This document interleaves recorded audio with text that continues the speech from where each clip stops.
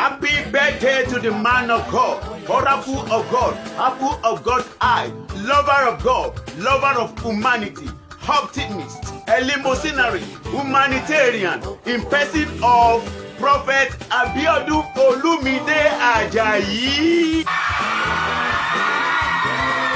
Ajayi Ògidì Olú oníkànga àjípọn òbomi sùúrù wẹ́dà ẹni Àjàyí gbà tí ò lè gbà tán ẹbọra nígbàrú wọn igun ní kó sírú wọn lágbádá dára mọ́dù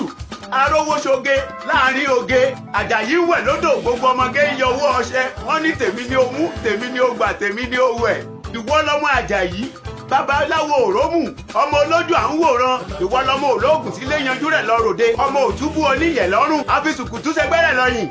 Àjàyí òrómù ọmọ ọ̀dọ́lé ọwá ìkẹ́ ìgè àdìmúlà kárakára ọ̀run aláòfin ọmọ elú jíba lójú oorun ọmọ akeji èkùtù yúà ọmọ òdì ìkùtù kí ọ́fíìsì ọba ṣekún déédé lulẹ̀ àrán ọmọ kádẹ́tì kígbe ọmọ kóòrà kígbe ayé bí òdú kí òfin hun ọjẹ ẹ gbọ́dọ̀ gbé lójú ẹ̀dá ọmọ ọmọkùnrin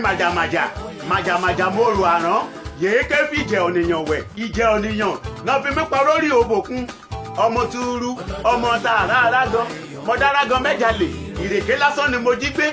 ìrèké arágan ọdún lẹ́rù mi doyin lọ ọmọ Àjàyí òrómù ọmọ ìlú jíba ọmọ onílẹ̀kẹ̀ẹ́rẹ̀ ọmọ alárò òjijì òtùbú oníyẹ̀ lọ́rùn ọmọ olójúde àwòrán lálẹ́dẹ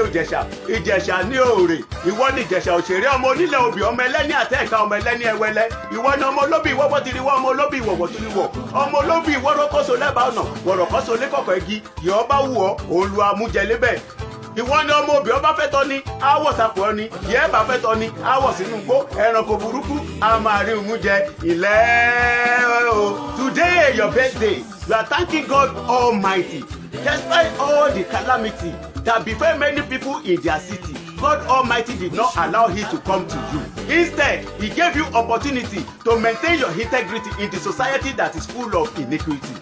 Therefore, His divinity in your mentality has changed your identity from a non-entity to a celebrity in the society. In continuity, God Almighty will continue to give you more prosperity and longevity, coupled with tranquility in totality without any difficulty. Ìgbà ọdún kan ni àṣèyí ṣàmọ́dún.